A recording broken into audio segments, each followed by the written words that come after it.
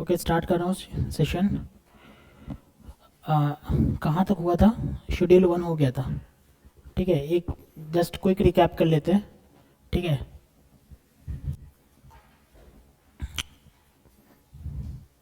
हम लोगों ने क्या पढ़ा था? Section 7(1)(a। Section 7(1)(a) STT bill आ रही है, plus furtherance of business plus consideration. ठीक है, एस टी डी बिल एल आ रही है। ठीक है, यही तो था। प्लस क्या था? कंसिडरेशन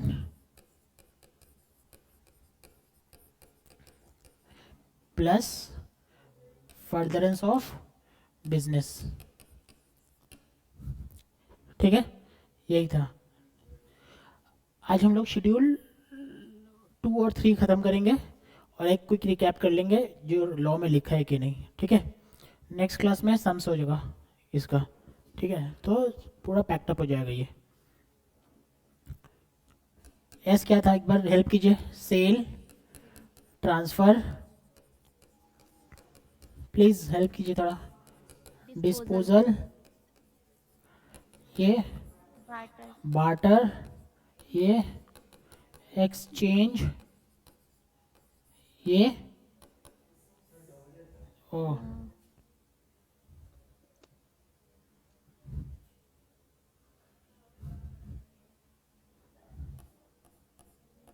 ये क्या था? लीज, ये लाइसेंस, लाइसेंस, ये क्या था? रेंटल। रेंटल। ठीक है, बहुत इजी है। ठीक है, आप पढ़ रहे होंगे, अगर घर पे कोई पढ़ रहा होगा ना तो बहुत फ्रिक्शन नहीं हो रहा होगा पढ़ने में कि क्या लिखा है लॉ में। जो लिखा है लॉ में बस वो आपको लिखना है कॉपी में at the time of examination. Other समझने का में उतना फ्रिक्शन नहीं हो रहा होगा। ठीक है, प्लस कंसिडरेशन होना चाहिए, प्लस फर्दरेंस ऑफ बिजनेस होना चाहिए। ठीक है, उसके बाद हम लोगों ने क्या बोला था? क्लब हो या फिर एओपी हो। ठीक है, क्लब है एओपी हो, वो सर्विस दे रहा है अपने मेंबर को, और ये मेंबर या फिर सर्विस दे रहा हो क्लब एओपी को विथ कंसिडरेशन। कंसिडरेशन। ठीक है, with consideration, then it is term to be supply. कौन सा section? Please section 7(1). Section 7(1)(a)(a). ठीक है, सेक्शन याद करने का कोई इतना इम्पोर्टेंस नहीं है, लेकिन आप अगर सेक्शन लिख कोट कर रहे होगा ना तो आपका एग्जाम में मार्क्स बढ़ जाएगा। ठीक है, लेकिन ऑन द अदर हैंड अगर गलत कोट कर दिया तो मार्क्स कट भी जाएगा।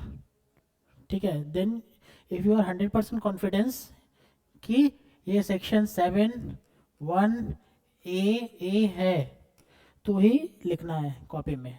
और मेरा आदत है कि जो जो मैक्सिमम टू मैक्सिमम सेक्शन ना मेरे रिवीजन में याद हो जाता है इंसान को। In the past class what I have experience कि लड़के लोग को याद हो जाता है कि मैं इतना बार सेक्शन का नाम लूंगा, एक बार सेक्शन का नाम लूंगा कि याद हो जाएगा। अंडरस्टूड? सबका याद नहीं होगा बट इंपॉर्टेंट इंपॉर्टेंट का याद हो जाएगा। ठीक है, फिर सेक्शन 7(1)(b) क्या था प्लीज, अगर किसी को याद हो तो? Import of service. ठीक है, इंपोर्ट ऑफ विथ कंसिडरेशन और विदाउट कंसिडरेशन? विथ कंसिडरेशन और without consideration? With consideration. Without consideration कहाँ पे था? शेड्यूल में। ठीक है, शेड्यूल में import of service with consideration, with consideration plus furtherance of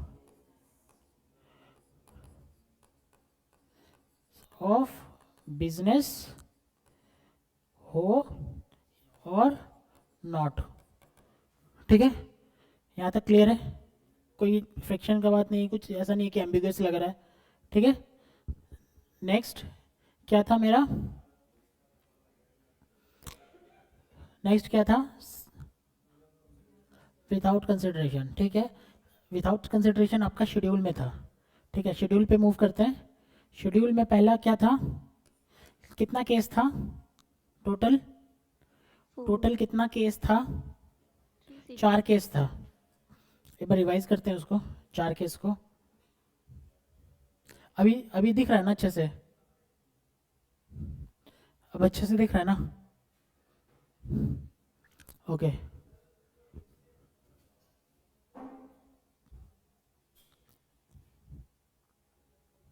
ठीक है, क्या क्या 4 केस था प्लीज।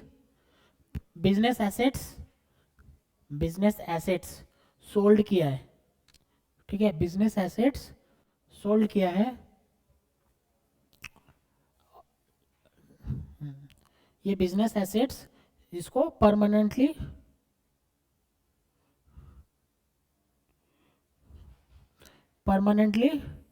डिस्पोज किया है, समझ में आ रहा है ना, परमानेंटली डिस्पोज किया है। अगर आईटीसी लिया है उस पे, then it is the supply. Schedule 1 में क्या बोला हुआ है, शेड्यूल 1 में बोला हुआ है the list of transaction, list of, देखिए शेड्यूल 1 में क्या बोला हुआ है, शेड्यूल 1 में क्या बोला है, this includes the supply made और मेड टू अ टैक्सेबल और नॉन टैक्सेबल पर्सन, टैक्सेबल को करे या फिर नॉन टैक्सेबल को करे, even even if the same is without consideration, consideration हो या ना हो। ऊपर में क्या था, कंसिडरेशन होना जरूरी है, ठीक है। नीचे में शेड्यूल में बोल दिया कि इस ये सब लिस्ट में हम कंसिडरेशन नहीं देखेंगे, ठीक है। there these are specifically mentioned in schedule 1 appended in the CGST act, ठीक है। as per schedule 1 the following 4 cases supplies made without consideration will be treated as supply under section 7, ठीक है। क्या क्या है, permanent disposal of assets, permanent transfer disposal of business assets, ठीक है। हम लोगों ने कंपनी में कोई बिजनेस एसेट्स खरीदा है, फिर उसको सेल कर दिया है। अगर उस बिजनेस एसेट्स खरीदने पर आईटीसी लिए होंगे तो अगर तो सेल करते समय उस पर टैक्स देना जरूरी है, ठीक है। सप्लाई यस, इसका मतलब क्या है, टैक्स देना जरूरी है, ठीक है। आईटीसी अगर लिए होंगे तो इसको डीम्ड सप्लाई माना जाएगा, ठीक है। रिलेटेड पर्सन याद है, मैंने डायग्राम बताया था रिलेटेड पर्सन का, रिलेटेड पर्सन का डायग्राम बनवाया था। मेरा यूनिट यहाँ पे है, मेरा यूनिट कहाँ, यहाँ पे आसाम में। गुवाहाटी में मैंने अलग से रजिस्ट्रेशन ले लिया है, गुवाहाटी में मैंने अलग से रजिस्ट्रेशन ले लिया है। तो क्या ये मैंने अगर कोई गुड्स सेल किया है गुवाहाटी वाले को, तो वो रिलेटेड पर्सन है कि नहीं है मेरा, है, ठीक है। फिर से महाराष्ट्र में रजिस्ट्रेशन नहीं लिया है, महाराष्ट्र इंटरस्टेट रजिस्ट्रेशन नहीं लिया है, तो वो मेरा रिलेटेड पर्सन है कि नहीं है, ठीक है। Related person to related person, understand, related person to related person in course of furtherance of business, ठीक है। अगर गुड्स सप्लाई किया है एक दूसरे को, ठीक है। ये बेसिकली कब होता है आपको बताऊं, एक प्रैक्टिकल केस, ये बेसिकली होता है स्टॉक ट्रांसफर में। मेरा यूनिट यहाँ, मेरा बिजनेस है से लैपटॉप बनाने का, ओवरऑल इंडिया में स्प्रेड है, बिजनेस है लैपटॉप बनाने का। इट मे बी पॉसिबल यहाँ पे कुछ मटेरियल शॉर्ट हो और वहाँ पे मेरा यूपी में एक यूनिट है, वहाँ पे वो मटेरियल ऑलरेडी अवेलेबल है, वहाँ पे मैंने तो परचेस कर लिया है, फिर लाने का ही कॉस्ट है, ट्रांसपोर्टेशन कॉस्ट। लेकिन मैं अगर यहाँ से खरीदूंगा तो transportation cost plus purchase cost, तो व्हाट आई विल प्रेफर कि भाई वहाँ का स्टॉक यहाँ पे आ जाए, है सिचुएशन। दूसरा क्या है, हो सकता है कि सेमी रॉ मटेरियल यहाँ पे खरीदते हैं और प्रोसेस्ड होने यूपी में भेजते हैं, सेम स्टॉक ट्रांसफर। तो सर जीएसटी पहले वैट एक्ट में, ये सीएसटी एक्ट में, before GST there was a CST and VAT, उसमें क्या था ना कि ये टैक्सेबल नहीं था, ठीक है, उसमें ये टैक्सेबल नहीं था, प्रोवाइडेड एक डिक्लेरेशन आ जाए। ठीक, हम लोगों ने ये अपने ही यूनिट को भेजा है, अगर ये आप प्रूव कर देंगे तो उस पर कोई टैक्स नहीं था। But in GST what they told कि नहीं भाई ये ऐसा कुछ नहीं है, यू हैव टू पे tax irrespective of fact you are transferring good to your unit और other unit। आ रहा है समझ में? कुछ कुछ समझ में आ रहा है क्या? कुछ दिक्कत आ रहा है? समझ में आ रहा है ना? बोला है अगर एम्प्लॉयर अगर कोई एम्प्लॉयर अपने एम्प्लॉय को गिफ्ट दे रहा है, एम्प्लॉय को गिफ्ट दे रहा है, तो अगर वो गिफ्ट का वैल्यू 50,000 से ज़्यादा है तो वो पूरा का पूरा टैक्सेबल है विद इन अ ईयर। अगर 50,000 से ज़्यादा है तो पूरा का पूरा टैक्सेबल है। ठीक है। प्रिंसिपल एजेंट में क्या था? सर प्रिंसिपल एजेंट में था कि मैं principal I appointed a agent in Calcutta. ठीक है, अब मैंने कैलकाटा वाले को बोला भाई मैं गुड्स भेजूंगा, तू कस्टमर ढूंढ के इसको पास ऑन कर देना गुड्स और पैसा ले लेना। ठीक है, तो मैंने जो गुड्स भेजा है प्रिंसिपल को, this transaction to be treated as supply. ठीक है, अंडरस्टूड? सिमिलरली वो आपके प्रिंसिपल एजेंट ने भी आपको गुड्स भेजा तो वो भी सप्लाई। ठीक है, मैं भाग रहा हूँ कि ऑलरेडी मैंने इस पर डिस्कशन कर लिया है। ये वाला इसको यहाँ पे डिस्कस कर लेते हैं। ठीक है, इंपोर्ट ऑफ सर्विस बता दिया था मैंने। इंपोर्ट ऑफ सर्विस अगर विथ कंसिडरेशन हो तो सोचना ही नहीं, इधर आ जाना है। ठीक है, विदाउट कंसिडरेशन है तो पूछना है भाई कहाँ से, related person. Understand? Related person. ठीक है, कहाँ पे है रिलेटेड पर्सन? तो सप्लाई। अदर केसेस में नो सप्लाई। ठीक है सर, याद नहीं होता इतना सारा कंडीशन, जैसे याद करना पड़ेगा। अंडरस्टूड? याद करना पड़ेगा, वो घर पे बैठ के याद करना पड़ेगा, पढ़ना पड़ेगा बोल क्या रहा है। जो बोल रहा है वो ऑलरेडी मैंने चार्ट पे डाल दिया है, रेफर कीजिए क्या चार्ट पे लिखा हुआ। अच्छा, ये एक बार चार्ट वाला समझ के फिर आप पढ़ेंगे ना तो आपको समझ में आने लगेगा क्या बोलना क्या चाह रहा है। ठीक है, यहाँ से स्टार्ट करते हैं। जस्ट क्विक रिकैप किया था मैंने। शेड्यूल 2,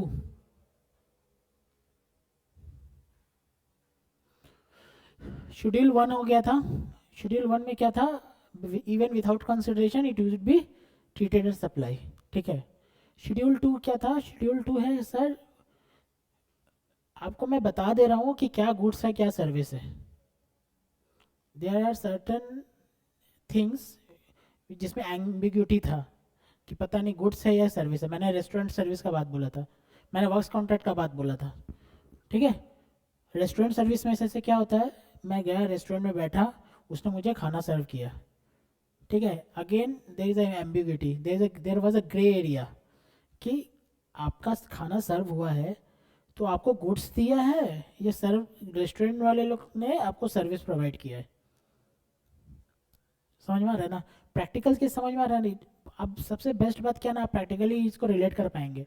आप गए रेस्टोरेंट में खाना खाने, बैठे खाए, आपको आया यस सर चाहिए, क्या चाहिए सर, मेनू हाँ ये है, दाल मखनी हाँ, मटर पुलाव हाँ हाँ, सब होके क्या गया। उसके बाद बैठा, आपको वो दिया, पानी दिया, ठीक है, वाटर दिया, फिर उसके बाद आपको सर्विस, एक तरह का हॉस्पिटैलिटी सर्विस जिसको बोलते हैं वो दिया। तो क्वेश्चन है कि आपको सर्विस दिया या फिर खाना के तौर पे गुड्स दिया। ठीक है, there was a grey area before GST era. अभी इस एरा को इसमें क्लेरिफाई कर दिया कि this is to be termed as supply of what, service. ठीक है, गुड्स नहीं है। ठीक है, तो पहले जब गुड्स, रेस्टोरेंट वाले के ऊपर वैट वाले भी बोलते थे, भाई वैट वाले क्या बोलते थे, ये गुड्स है, तुमने खाना भेजा ना। सर्विस टैक्स वाले लोग बोलते थे ये सर्विस है, तो वैट वाले लोग अपना टैक्स लेके चले जाते थे, सर्विस टैक्स वाले अपना टैक्स लेके चले जाते थे। बेचारा रेस्टोरेंट वाला फंस जाता था बीच में। ठीक है, अभी बोल दिया भाई ऐसा मत करना, ये पूरा का पूरा सर्विस है, ठीक है। तो क्या क्या है उसको स्पेसिफाई किया, देखते हैं। Transfer, title in goods, title in goods, goods का टाइटल, ठीक है, या फिर title in goods under agreement that property shall pass in future date, मतलब lease,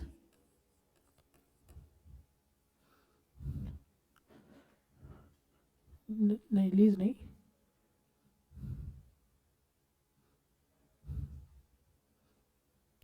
hire purchase,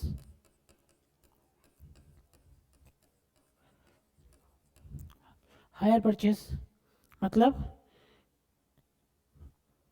goods sale किया, क्या है गुड्स या सर्विस, गुड्स है, ठीक है।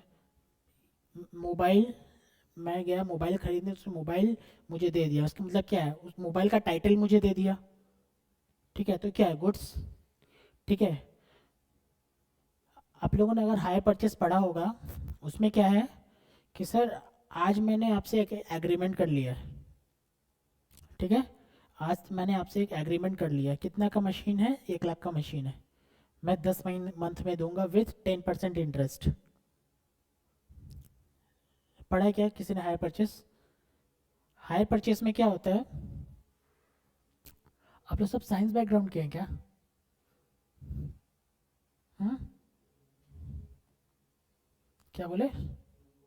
नॉन कॉमर्स है ना। हायर परचेस में क्या होता है, गुड्स का दाम है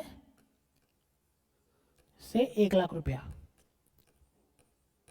अंडरस्टूड, 10 इंस्टॉलमेंट में देंगे, 10 इंस्टॉलमेंट में देंगे, ठीक है, 10 इंस्टॉलमेंट में देंगे। Interest rate, interest rate 10%, example interest rate 10%। Picture समझ में आ रहा है, क्या पिक्चर है ये? अगर सोचो 1 अप्रैल 2023 को ये एग्रीमेंट हुआ, कॉमन सेंस का बात पूछ रहा हूँ, कब खत्म हो जाएगा एग्रीमेंट? 31 मार्च 2024, ठीक है। तो 1 अप्रैल में 30 अप्रैल आएगा, मंथली इंस्टॉलमेंट है ना, 30 अप्रैल आएगा, तो कितना पेमेंट होगा, 10 इंस्टॉलमेंट है ना, तो 1 लाख डिवाइडेड बाई 10 कितना होगा, 10,000 प्लस इंटरेस्ट, प्लस इंटरेस्ट कितना, आउटस्टैंडिंग पे 10,000,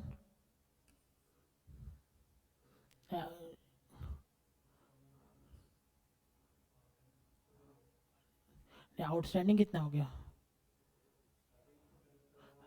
हाँ ये 10,000, आइए काम करते हैं, छोड़ो इंटरेस्ट डालते हैं, कैलकुलेशन कॉम्प्लिकेटेड हो जाएगा, ठीक है। 10,000 में देगा, बोला है कि जब आपका इंस्टॉलमेंट ख़त्म हो जाएगा ना, तब हम मानेंगे कि मैंने गुड सेल किया है, इसके पहले नहीं, ठीक है।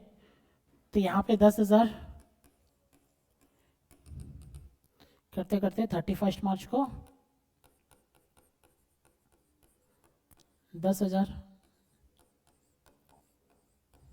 आए कि नहीं? ट्रांसफर ऑफ पोजेशन कब होगा, इमीडिएटली या फिर आफ्टर पेइंग ऑल इंस्टॉलमेंट? नहीं, आफ्टर पेइंग ऑल इंस्टॉलमेंट।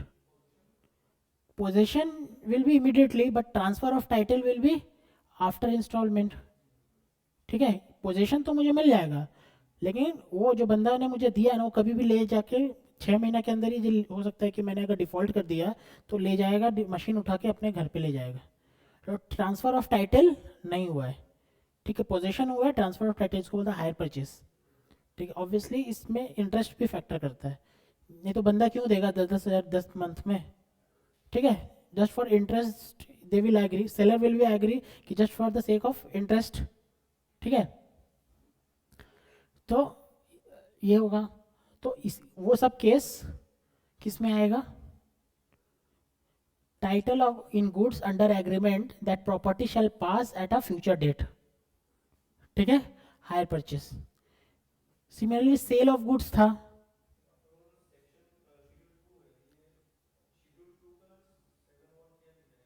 हाँ, सेक्शन 7(1)(a), हम लोग 7(1)(a) पढ़ रहे थे ना, ए पढ़े, ए पढ़े, बी पढ़े, सी पढ़े, पढ़े ना।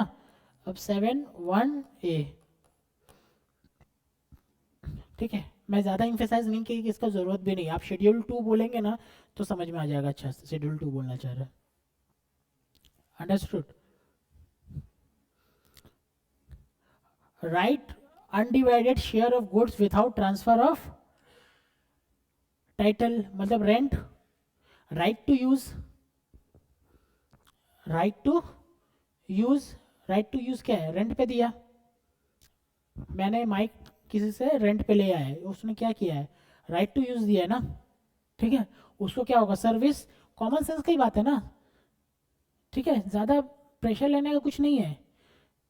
हायर परचेज बोला ना, फ्यूचर फ्यूचर डेट में होगा, फ्यूचर डेट में अगर ट्रांसफर होगा तो गुड्स संग संग, अगर मेरे पास गुड्स आ गया तो गुड्स ही है, मैंने राइट टू यूज दिया है तो सर्विस है, ठीक है, transfer. Next, land and building, अब बता भाई, लैंड एंड बिल्डिंग रेंट पे दिया है, क्या सर्विस होगा कि गुड्स होगा, सर्विस होगा, ठीक है। Lease, tenancy, easement, licence to occupy land, ठीक है, सर्विस, ये रहा, ठीक है। Lease, letting out of building, letting out of building समझ में आ रहा होगा ना, बिल्डिंग को लेट आउट कर दिया, ठीक है। Including a commercial, industrial, residential complex for business, commerce, होल्ली और पार्टली सर्विस, उतना ज़्यादा याद रखना का है नहीं भाई, लेटिंग out of building, answer is service, ठीक है।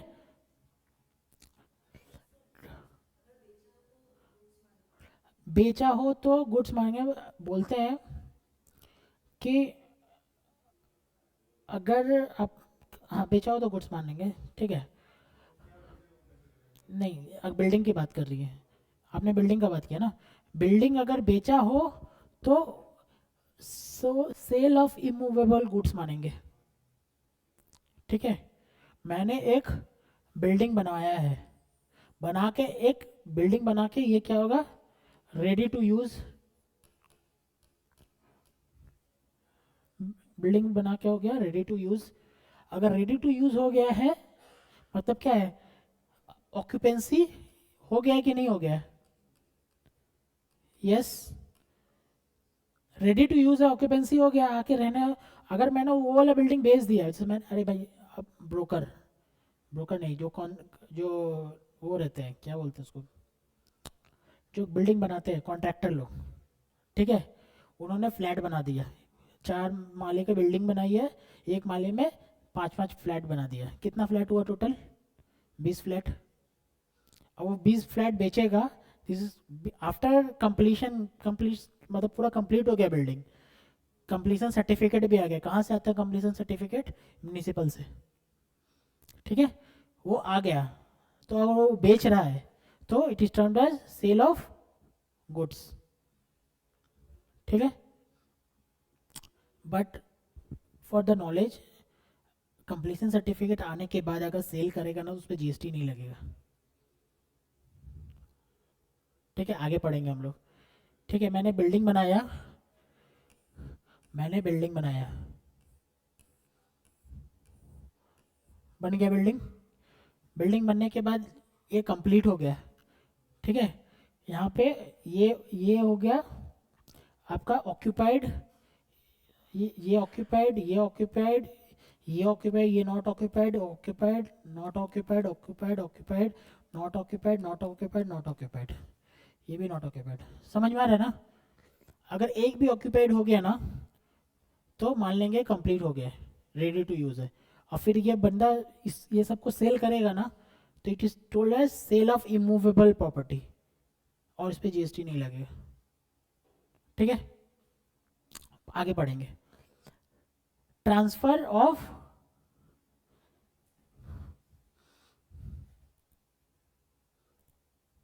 Okay, transfer of business assets, transfer of business assets, transfer sale, transfer मतलब सेल, वो आया था ना एस टी डी बिल, उसमें transfer sale equivalent, business assets को सेल किया, गुड्स है सर्विस है, बिजनेस एसेट्स को सेल किया, गुड्स है सर्विस है, कॉमन सेंस का बात करूँ इधर नहीं देख के, गुड्स है यार, उतना क्या याद रखना छोटा छोटा चीज़, ये गुड्स है, मैंने एसेट्स है, ये फर्नीचर बेच दिया है, ट्रांसफर ऑफ गुड्स है, ट्रांसफर ऑफ सर्विस है, गुड्स है, मैंने ये फर्नीचर किसी को रेंट पे दे दिया, क्या है transfer of goods service, service वही यहाँ बोल रहा है, अब वो लिख के बोलेगा तो सबको लगेगा अरे वाह क्या बोला है, लेकिन ऐसा नहीं है भाई, ये कॉमन सेंस ही है, क्या बोला नहीं है। Transfer of business assets, goods forming part of business assets are transfer disposed by under the direction of person carrying on business is no longer to part, इतना बल क्या बोला है, goods forming a part of business assets, ठीक है, are transferred, transfer कर दिया है या डिस्पोज कर दिया है, of by under direction of person carrying the business, business जो कैरी कर रहा है उसका डायरेक्शन, भाई कौन, वो इसी का डायरेक्शन से तो होगा, जो बिजनेस कैरी कर रहा है उसी का बिजनेस एसेट्स बेच रहा है तो उसी का डायरेक्शन से होगा, लिख के देने की कोई जरूरत नहीं था। So as no longer to form part of these assets, मतलब कि the assets is no longer form part of the assets, obviously जब बेच दिया तो no longer is part of the assets, क्या होगा गुड्स, ठीक है, उतना याद क्या करना है, sale of business assets answer is goods, ऊपर यहाँ लिख भी दिया गुड्स फॉर्म, ठीक है। नेक्स्ट यहाँ पे देखिए, goods business put put to goods held for business are put to private use or made available to any person used for the any purpose other than business under direction of person carrying the business, ठीक है, इसका मतलब क्या हुआ, service, service वाला feel लेके समझिए, goods used for business put to private use, दिख रहा है आपको, यूज करने दे रहा है आपको, यूज करने दे रहा है तो क्या है सर्विस, कुछ बड़ा बात नहीं है, यूज करने दे रहे हैं तो सर्विस, बेच दे रहे हैं ट्रांसफर डिस्पोज कर दे रहे हैं तो goods.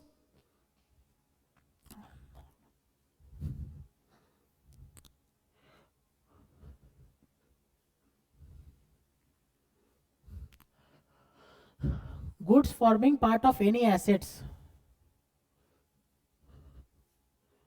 goods forming part of any assets or business carried on by a person who ceased to be a taxable person shall deem to be supplied by him under the course of furtherance of business immediately before he cease into taxable person, मतलब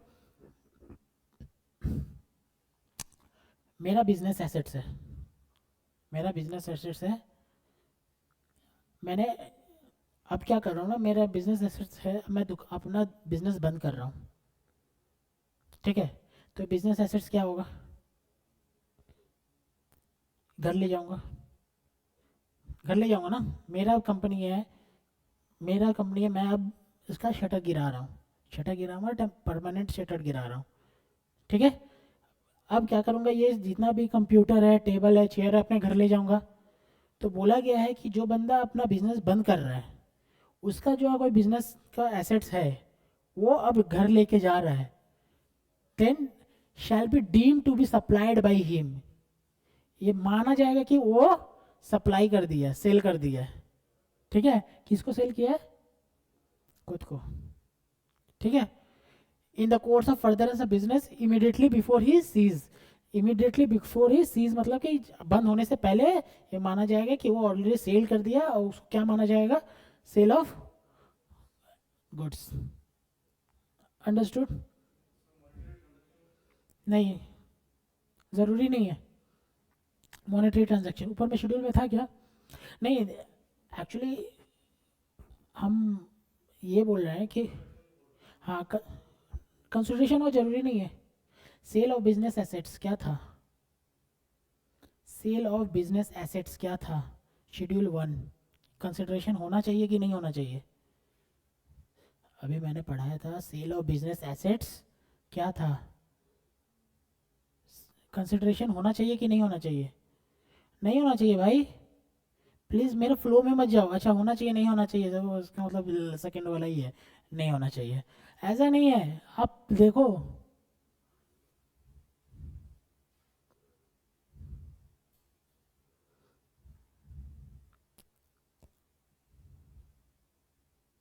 क्या है ये?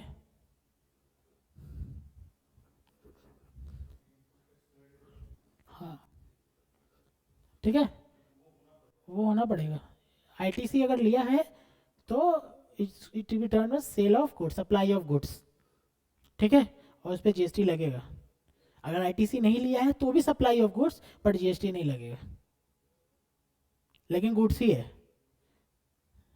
Understood? Online class समझ में आ रहा है क्या?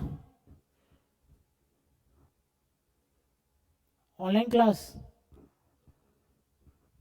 Sir, आपने बोला था कि आईटीसी जब अवेल नहीं करेगा तो वो सप्लाई नहीं माना जाएगा। आईटीसी अगर अवेल नहीं करेगा तो सप्लाई नहीं माना जाएगा, नो जीएसटी इज पेबल।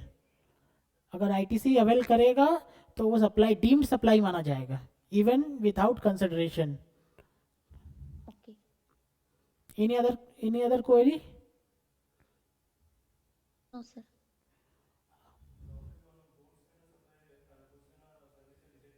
हम्म,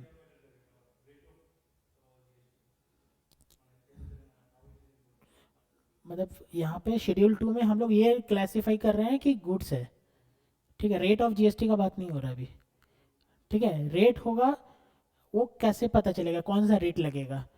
जो अभी उस टाइम रेट प्रिवेल कर रहा है, मेरा फर्नीचर पे क्या रेट लग रहा है, 12%, 18%, वो रेट पे चार्ज होगा। क्वेश्चन था कि रेट ऑफ जीएसटी क्या लगेगा, सेल रहेगा तो। अगर रेट ऑफ जीएसटी वही लगेगा जो उस समय गवर्नमेंट ने नोटिफिकेशन पे इशू किया है। अगर नोटिफिकेशन में इशू किया है 18%, तो 18% लग जाएगा, ठीक है। पहले ये देखना है कि सप्लाई है कि नहीं है, आंसर ही सप्लाई है। फिर देखना है सप्लाई ऑफ गुड्स है या सर्विस है, आंसर मैंने शेड्यूल 2 में बताया या सप्लाई ऑफ गुड्स है। फिर देखना रेट क्या लगेगा, आंसर ही जो नोटिफिकेशन में रहेगा वो रेट लगेगा। क्लियर?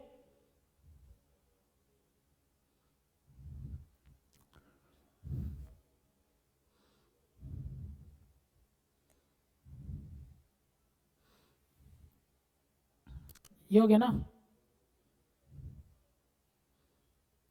लेकिन इसमें एक एक्सेप्शन है, एक एक्सेप्शन है। क्या एक्सेप्शन है? मैं अगर बंद कर रहा हूँ, मैं बंद करने जा रहा था, सर मेरे बंद करने जा रहे थे दुकान अपना हमेशा के लिए, मैं बोला अरे भाई दुकान मत बंद कर, दुकान मत बंद कर, एक काम कर मेरे को पूरा बेच दे, पूरा अपना बिजनेस ही बेच दे, ठीक है, पूरा बिजनेस ही बेच दे। अब बिजनेस बेच देने के बाद, अब उस केस में ये नहीं, जब उसका बिजनेस ले जाएंगे तो उसका फर्नीचर उनसे सारा लेके चले जाएंगे, सारा फिक्स एसेट्स लेके चले जाएंगे, उस केस में ये डीम्ड सप्लाई नहीं माना जाएगा, कंसिडरेशन होगा, ठीक है।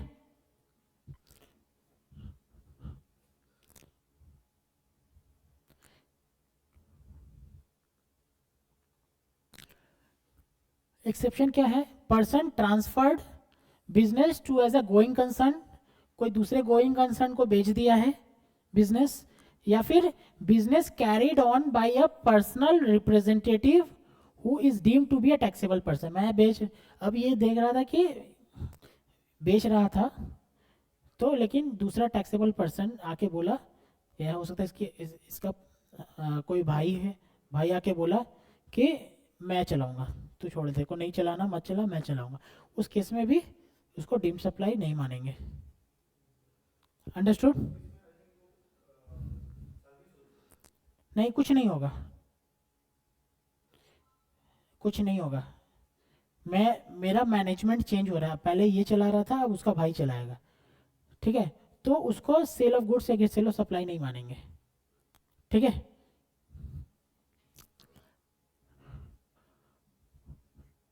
Renting of immovable property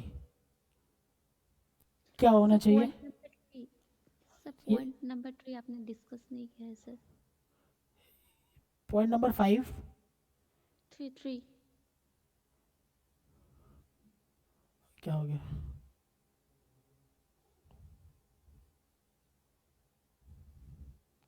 point number 3, अच्छा ये छूट गया क्या? ट्रीटमेंट प्रोसेस, ट्रीटमेंट और process apply to another person's good. मतलब मेरा काम है, मैं स्वेटर बनाता हूँ, ठीक है। सर है मेरे पास, सर क्या नाम है आपका? दीप ज्योति आए मेरे पास, बोले सर वो एक स्वेटर बनाना है 500 पीस का। बोला भाई मैं तो यार बैठिए बैठिए नाश्ता मंगाता हूँ, बैठा दिया। बोले नाश्ता उस्ता ऑर्डर ऑर्डर दे दिया है। बोले सर वो स्वेटर में ना यहाँ पे एक दिल चाहिए। सर ठीक है। बोला यार दिल तो बनाते नहीं है, मेरे पास कारीगर नहीं है, मैंने किसी को भेज दिया, बोला दिल बना के दे देना, ठीक है। एक इसको दिल चाहिए लेकिन काला वाला, ठीक है। वो दिल बना के मुझे भेज दिया। मेरा गुड्स किसने प्रोसेस किया है? बाहर वाले ने। It is supply of goods और सप्लाई ऑफ सर्विस, सर्विस वही बोल रहा है। Applied to another person's good is the supply of service, ठीक है। और सप्लाई ऑफ सर्विस टैक्सेबल है कि नहीं है वो दैट्स अ डिफरेंट केस, ठीक है।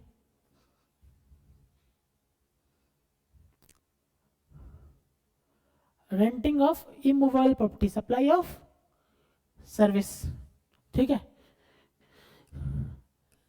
सर ये मेरा बिल्डिंग है, ठीक है, ये मेरा बिल्डिंग मैं बना रहा हूँ, ठीक है। बिल्डिंग बनाने के पे अगर ये बिल्डिंग पूरा कंप्लीट हो गया है, ठीक है, अब मैं इसको सेल कर रहा हूँ, ठीक है, अब मैं इसको सेल कर रहा हूँ, then it is not to be termed as supply of service. समझ में आ रहा है? मेरा बिल्डिंग बन गया है, कंप्लीट हो गया है, कंप्लीशन सर्टिफिकेट भी आ गया है,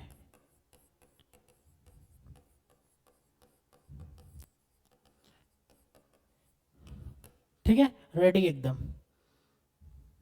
आ रहा समझ में? रेडी, पूरा पूरा रेडी का मतलब कि उस पर अब फ्लैट व्लैट हम बेच सकते हैं। तो अगर ऐसा सिचुएशन है तो उसको सप्लाई ऑफ सर्विस नहीं मानेंगे।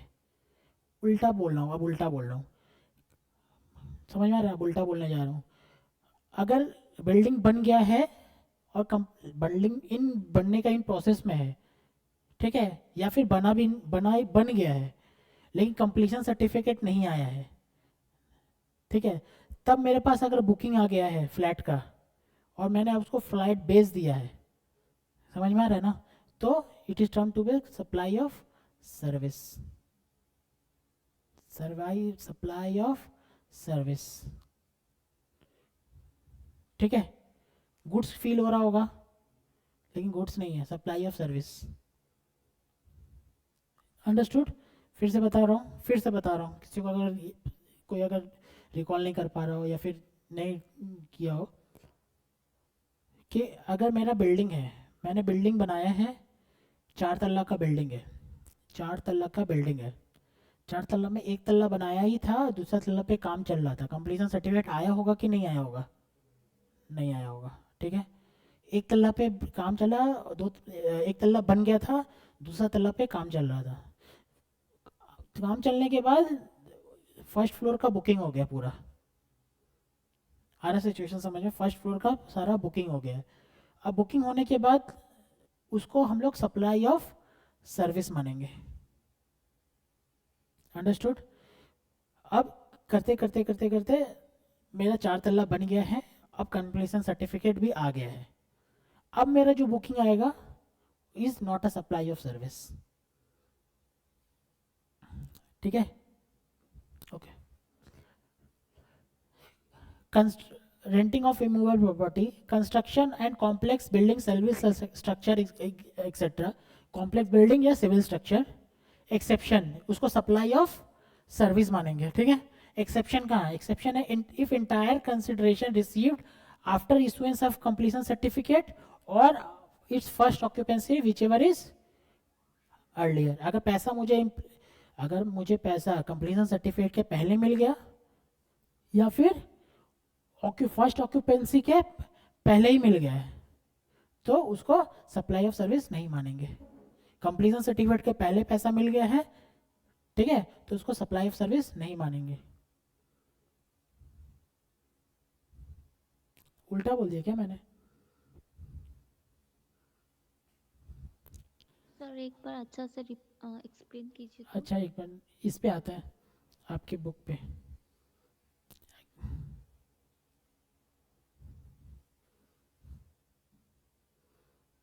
बुक पे आइए, शेड्यूल 2।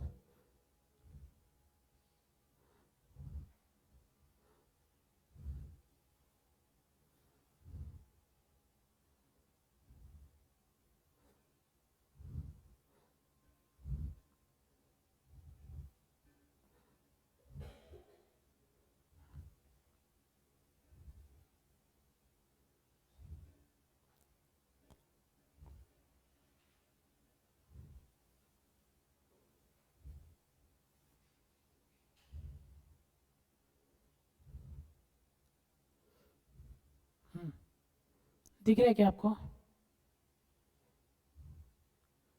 No sir. आपके बुक, आपके पास बुक है ना? बुक है ना आपके पास? No sir. बुक नहीं है क्या? अब मैं इसको क्या करूँ?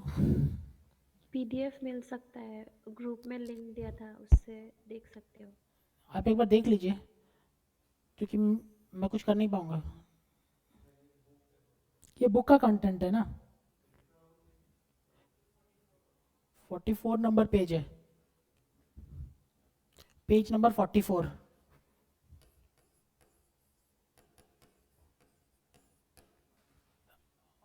आईसीएमए का मैट का पेज नंबर 44।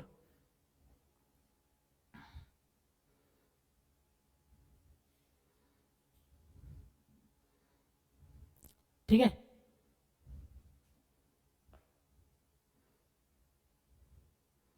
बोलो।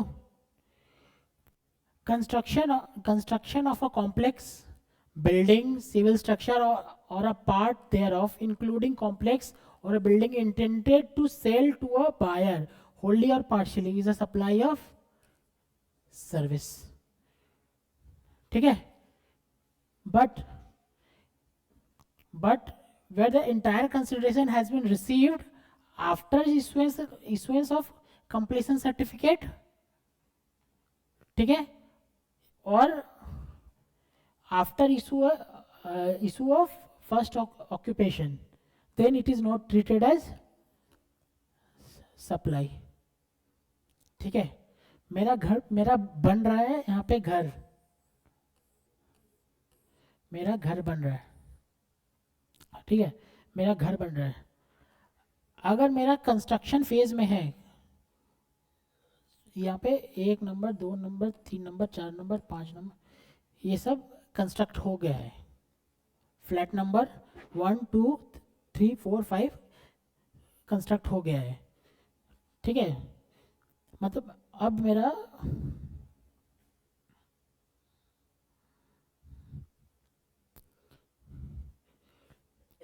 Date of construction, date of construction 5/5/2023, ठीक है। फिर डेट ऑफ कंप्लीशन सर्टिफिकेट, ठीक है, सोचो 12/2/2024, ठीक है। तो इस फेज में, ये जो फेज है ना, इसमें अगर कंसिडरेशन मिला है देन नॉट अ सप्लाई। आ रहा है क्या समझ में? हाँ, इवन इन दोनों के बीच में, नहीं, इसके अगर बाद में है तो सप्लाई ऑफ सर्विस। हाँ, इमूव नहीं, सप्लाई होगा, मैंने उल्टा बोला था शायद, मैंने शायद अभी उल्टा बोल दिया था, मैंने आपको ये वाला इस पे डाल दिया था। ठीक है, अब समझ में आ रही है वाला? क्लियर है? ऑनलाइन क्लास समझ में आ रहा है क्या? सर ये बुक में अलग लिखा है, क्या बुक में अलग लिखा है? उल्टा है शायद। देखो क्या बोला है, कंस्ट्रक्शन ऑफ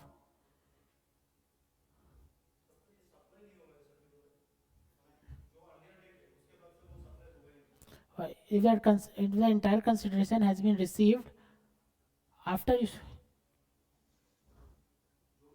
ओ, फिर मैंने उल्टा बोल दिया, मैंने पिछला वाला सही बोला था ना। ओहो, मैंने पिछला वाला सही बोला था यार, ये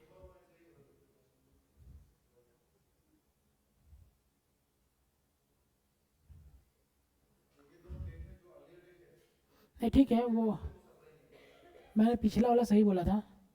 ये वाला क्या है, नो सप्लाई ना।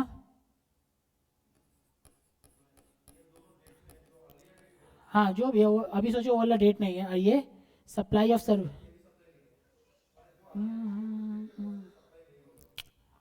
नहीं नहीं नहीं नहीं नहीं,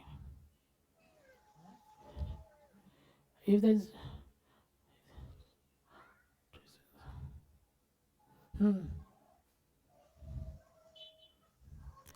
यहाँ पे no supply,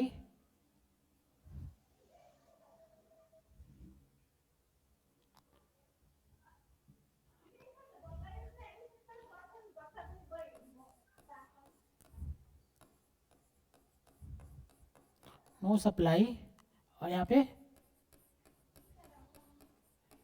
supply of service. अब सही आ रहा है क्या?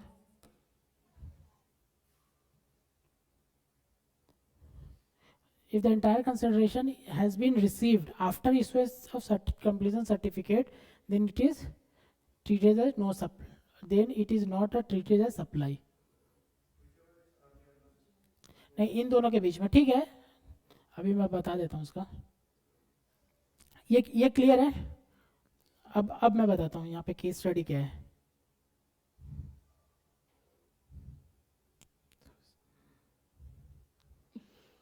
केस स्टडी क्या है?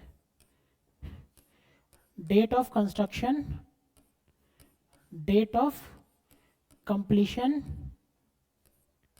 डेट ऑफ ऑक्यूपेंसी, और क्या था,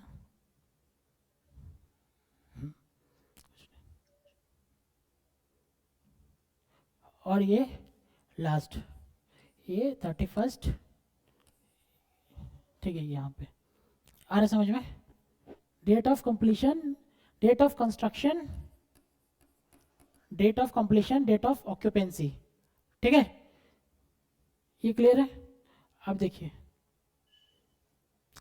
इन दोनों का डेट के बीच में जो पहले आएगा, ये पहले आ रहा है, ठीक है, यहां से यहां तक सप्लाई ऑफ सर्विस, यहां पे नो सप्लाई। क्लियर है? क्लियर है? हाँ, अब ये सेम केस में ये date of construction, date of occupancy, और ये डेट ऑफ कंप्लीशन, इन दोनों केस में supply of service, other no supply.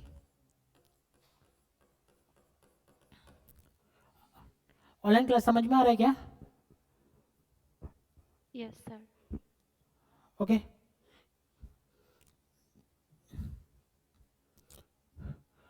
ठीक है, इसको उतार लीजिए, इसके बगल में, इसके बगल में ही उतार दीजिए। इन दोनों डेट में अर्लियर देखना है।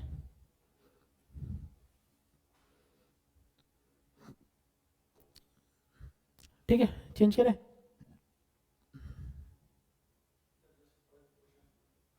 हाँ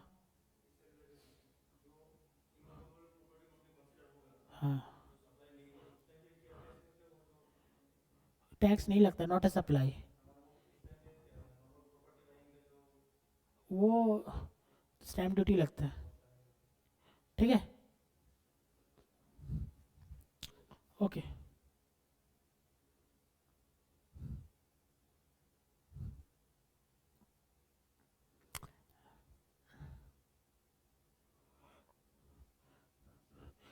यहाँ पे हो गया रेंट, कंस्ट्रक्शन रहेगा, कंस्ट्रक्शन ऑफ, ये बोला था क्या, हाँ, construction of complex building etcetera, तो सप्लाई ऑफ सर्विस है, लेकिन अगर कंप्लीशन सर्टिफिकेट या फिर date of occupancy whichever is earlier उसके बाद रहेगा तो नो सप्लाई। ठीक है, फिर टेम्पोररी ट्रांसफर, फिर क्या है, टेम्पोररी ट्रांसफर और परमिटिंग टू यूज और इंजॉयमेंट और एनी इंटेलेक्चुअल प्रॉपर्टी राइट। समझ में आ रहा है क्या है, टेम्पोररी ट्रांसफर परमिटिंग यूज करने का परमिट देना, तो क्या होगा, रेंट ही है। यूज करने का परमिट देना तो एक तरह का रेंट ही है, तो क्या होना चाहिए, सर्विस।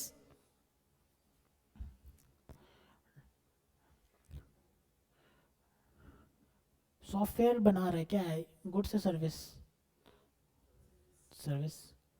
ठीक है, development, design, programming, customisation, adaptation, upgradation, enhance, implementation of ITC software, क्या है, सर्विस।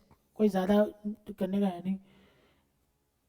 एग्रीइंग और obligation to refrain from act on और टू टॉलरेंट और टू टॉलरेट एन एक्ट और सिचुएशन और टू डू एन एक्ट, मतलब आपको बताया था ना, सीईओ रिटायर कर रहा है, मैं क्या चाहूँगा कि दूसरे कंपनी में नहीं जाए।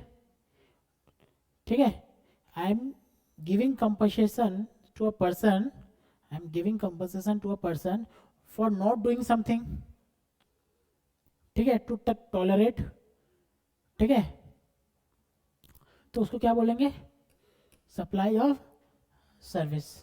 आपने किसी को चेक काट के दे दिया, ठीक है, आज सुबह 9:30 बजे चेक काट के दे दिया, पता चला बाद में, थोड़ा देर बाद पता चला, लेके चला गया वो बंदा चेक, थोड़ी देर बाद में पता चला कि अरे ये चेक उसको नहीं देना था।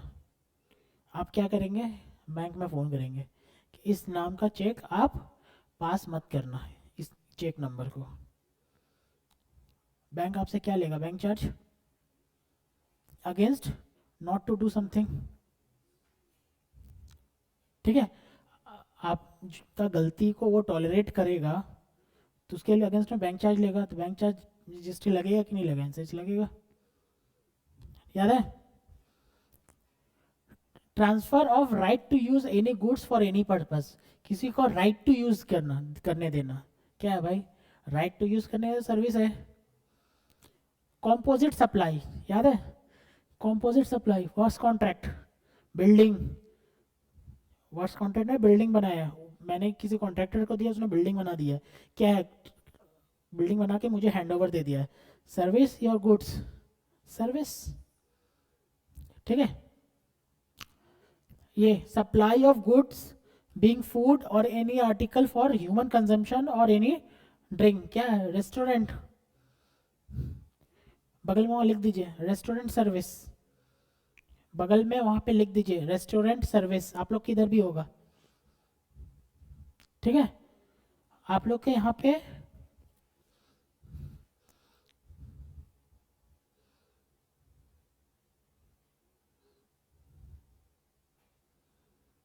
ये रहा, ये रेस्टोरेंट सर्विस।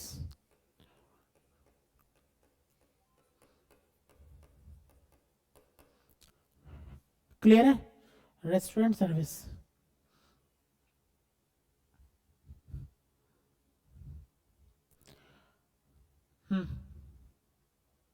शेड्यूल 3, शेड्यूल 1 में क्या था, supply even without consideration.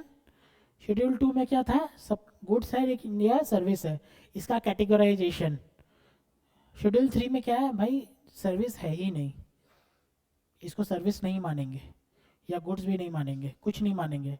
Not a is distributed neither supply of goods, the activities or transaction which are shall be treated neither supply of goods nor supply of service. Goods भी नहीं है, service भी नहीं है, GST नहीं लगने का है.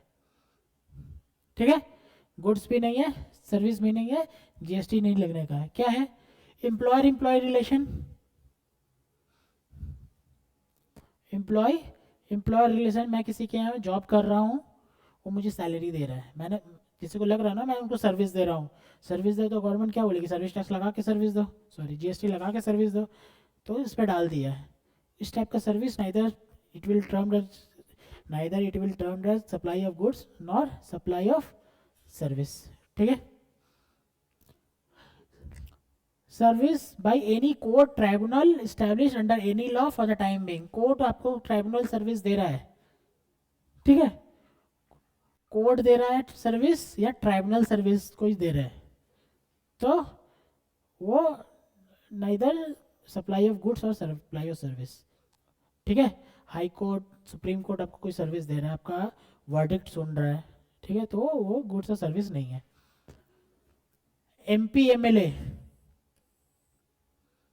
और panchayat, municipal corporation, member of local authorities, वो लोग अगर कोई फंक्शन परफॉर्म कर रहे हैं, फंक्शन मतलब कि शादी वाला फंक्शन नहीं, उनका फंक्शन मतलब कि उनका जिस चीज़ के लिए वो नॉमिनेट हुए हैं या इलेक्ट हुए हैं, सॉरी इलेक्ट हुए हैं, वो अगर सर्विस दे रहे हैं अब, ठीक है, तो वो सर्विस या वो गुड्स या सर्विस इज नॉट टैक्सेबल. ठीक है, duties perform by any person who hold any post in pursuance of provision of the constitution in that capacity. मतलब कोई भी कॉन्स्टिट्यूशन में अपना बैठा हुआ है, जैसे कि प्रेसिडेंट, ठीक है, वो कॉन्स्टिट्यूशन बॉडी है, कोई वो अपना ड्यूटी परफॉर्म कर रहा है, तो it is not a neither supply of goods और सप्लाई ऑफ सर्विस. मतलब नेता लोग का बात कर रहे हैं यहाँ पे, बोलने का मतलब है. Duties perform by any chairperson और मेंबर और director of a body established by central government और a state government or a local authority who is not deemed an employee before commencement of this clause. कोई भी chairperson, जैसे UPSC का chairperson, हुआ, railway का हुआ, कोई भी डायरेक्टर हुआ गवर्नमेंट कंपनी की, ठीक है, तो वो लोग कोई सर्विस दे रहा है तो इट इज नाइदर गुड्स और नॉर सर्विस. ये अलविदा सर्विस,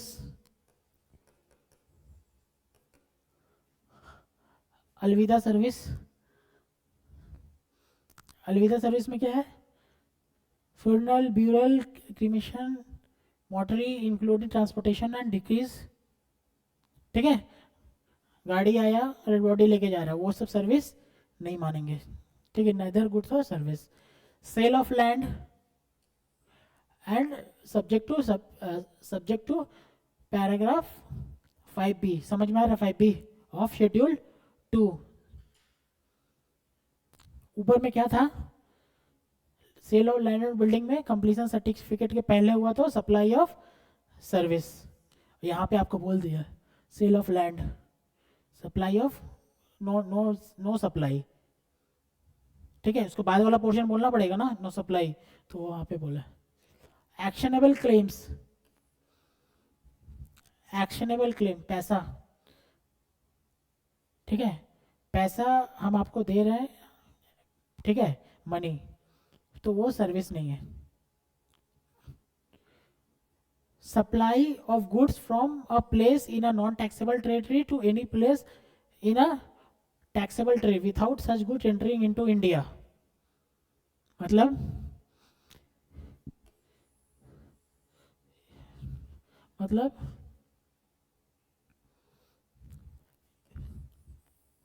ये क्या है, इंडिया, ये क्या है इंडिया, ये क्या है चाइना, ये क्या है श्रीलंका। ठीक है, कोई गुड्स चाइना आया without entering any, without entering in the territory of India, यहाँ पे पहुंच गया। ठीक है, then it is not to be treated as supply of goods और सर्विसेज। ठीक है,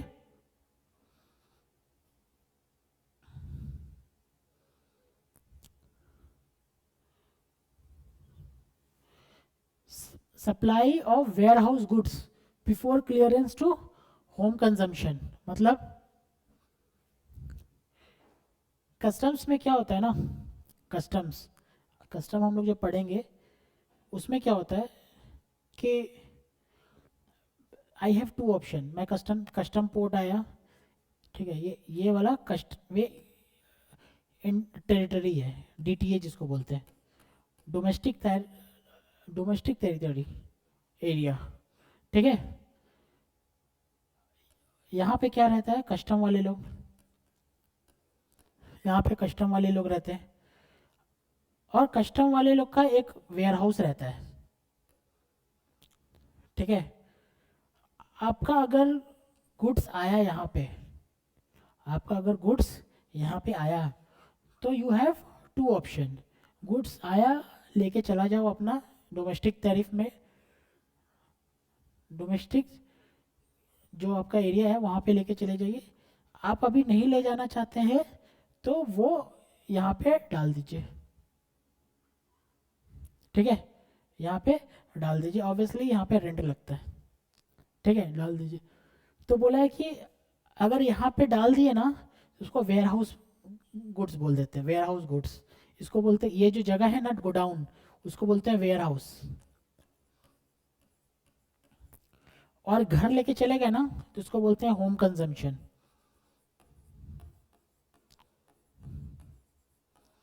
उसको बोलते हैं होम कंजम्पशन।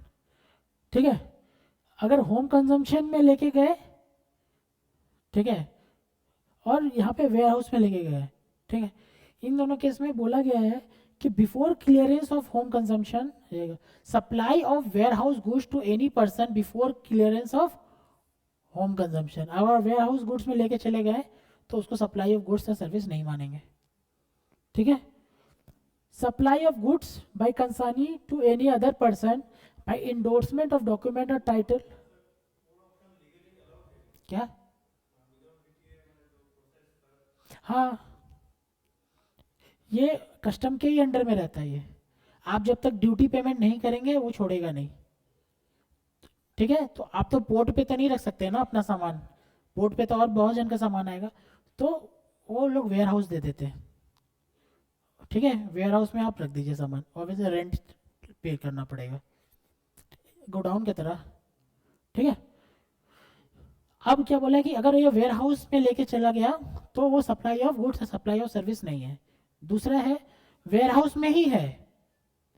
ठीक है, वेयर हाउस में ही है। ये बंदा था ए, ये बंदा था ए, उसने वेयर हाउस में ही गुड्स लिया है और बी को बेच दिया है। बी को, वो बी, हाँ, ट्रांसफर ऑफ टाइटल। ठीक है, ट्रांसफर ऑफ टाइटल, अब बी का रिस्पॉन्सिबिलिटी यहाँ से लेके आने का। तो उस केस में जो बेच दिया है ना वो भी neither treated as supply of goods और not treated as supply of service. आ रहा समझ में? Supply of goods by consignee to any other person by endorsement of document, दिख रहा है ना, डॉक्यूमेंट इंडोर्स करके बेच दिया। Document of title of goods service after the goods have been dispatch from port of origin located outside India but before clearance of home consumption. ठीक है, goods has been dispatched from the port of origin, वो जो बंदा क्या किया है वो इसी को वापस एक्सपोर्ट कर दिया। आ रहा समझ में? वो बंदा क्या किया है, ये वाला मेरा यहाँ पे कस्टम हाउस था, यहाँ पे कस्टम हाउस था, इसको बड़ा करके रखते हैं, ठीक है। ए ने क्या किया है, बी को सेल कर दिया है, ए ने क्या किया है, बी को सेल कर दिया। अब बी ने क्या किया है, इसको वापस एक्सपोर्ट कर दिया है। समझ में आ रहा है, बी ने वापस एक्सपोर्ट कर दिए, तो उस केस में it is neither treated as supply of goods और सप्लाई ऑफ सर्विस। नहीं आ रहा है समझ, भारी लग रहा है अब क्या? नहीं होगा, नहीं होगा, नहीं होगा। हाँ हाँ हाँ हाँ, no, government promotes export.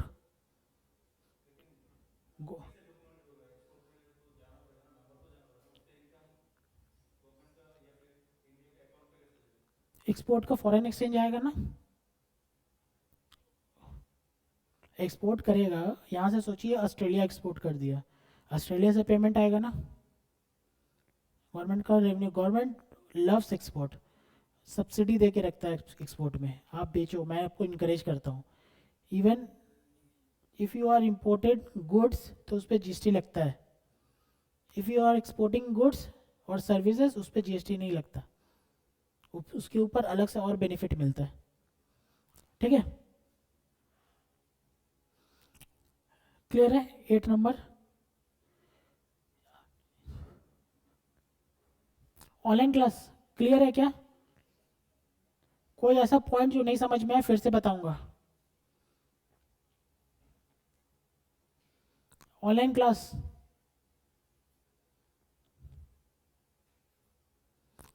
Okay, एक बार इसको देख लेते हैं चार्ट को।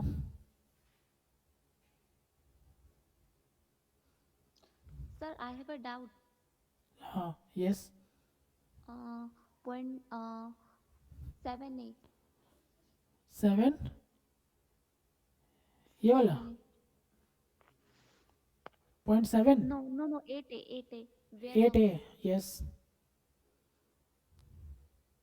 7A।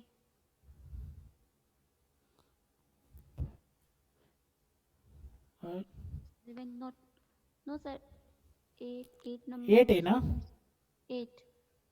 ये वाला तो हाँ यस। क्या डाउट है बताइए एक बार, फिर से बता दे क्या? सर, कस्टम के अंदर तक तो समझ आया, उसके बाद जो कंजम्पशंस वाला पार्ट है वहाँ पे समझ नहीं वो आया। नहीं समझ में आया, okay. Sir, can you repeat the entire thing? Last point. एक मिनट देखिए, दिस इज इंडिया, ठीक है। इंडिया में ये सोचिए ये कस्टम पोर्ट है,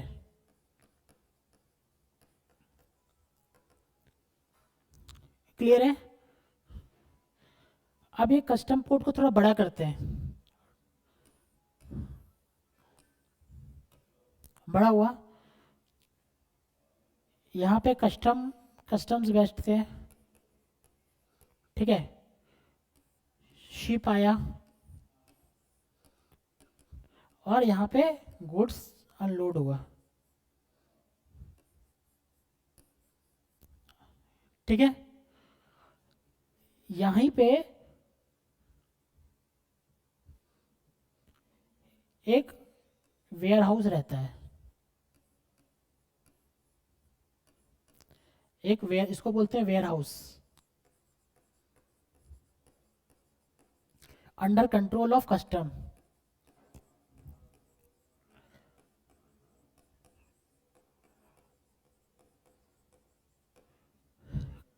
क्लियर है।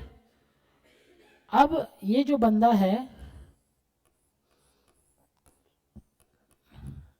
ये जो अपना चिंटू है, ठीक है, चिंटू के पास दो ऑप्शन है, ये गुड्स यहाँ लेके आइए कस्टम्स में, अपना ड्यूटी पेमेंट कीजिए और लेके चले जाइए, इसको बोलते हैं home consumption, clearance for home consumption, ये समझ में आया आपको? Yes okay. अब ये तो एक केस समझ में आया आपको।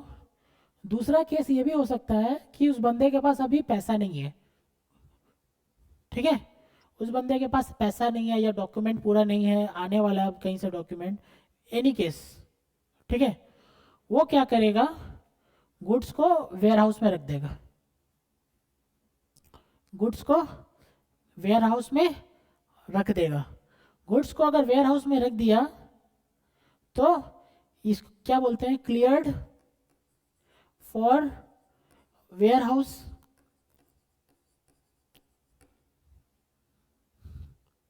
ठीक है, cleared for ware house. 8A इसी को बोलता है, 8A था ना, क्या था, 7A था कि 8A था, 8A 8A, 8A ही बोलता है, 8A बोलता है, पढ़िए क्या बोलता है 8A, supply of warehoused goods to any person before clearance of home consumption. नहीं नहीं, अरे क्या हुआ, अब ये बंदा वो यहाँ पे रख दिया है, ठीक है, अब ये गुड्स इसको बी को बेच दिया है,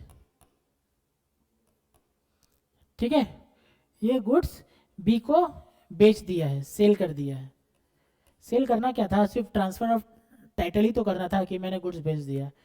तो बोला कि अगर ये सेल कर दिया है तो वो सप्लाई ऑफ गुड्स और सप्लाई ऑफ सर्विस नहीं है। समझ में आ रहा है? Yes sir okay. 8B क्या बोलता है, supply of goods bye consignee to any person by endorsement of document or title after the goods has been dispatched from port of origin located outside India but before home consumption। मतलब आपका यहीं से भी अगर आपने transfer कर दिया goods और ये एक्सपोर्ट हो गया,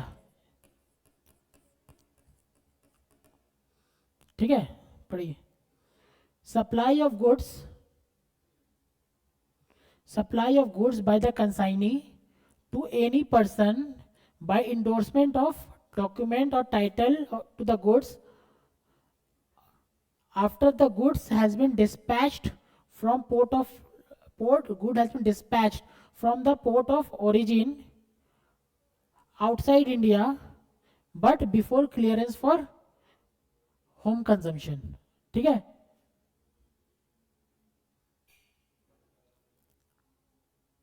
अगर ये यहाँ पे भी गुड्स रखा हुआ था और अगर आपने बेच दिया और वो एक्सपोर्ट हो गया, ठीक है, मतलब होम कंजम्पशन होने से पहले एक्सपोर्ट हो गया, तो वो भी सप्लाई ऑफ गुड्स या सर्विस नहीं है। ये 8B बोलता है। आ रहा है समझ में?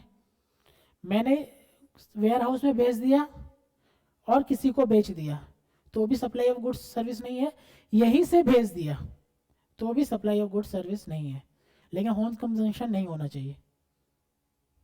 आ रहा है समझ में? यस सर ठीक है, सर ये जो एक्सपोर्ट होगा हाँ वो it's saying that it should be dispatched from the port of origin located outside India। हाँ, तो इसका मीनिंग मतलब ये outside India से डिस्पैच मतलब क्या हुआ? भेजना। भेजना, भेजना, dispatch have been dispatched goods from the port of origin। origin कहाँ है, जहाँ से गुड्स है, जहाँ पे गुड्स अनलोड हुआ है वही पोर्ट ऑफ ओरिजिन है, लोकेटेड आउटसाइड इंडिया।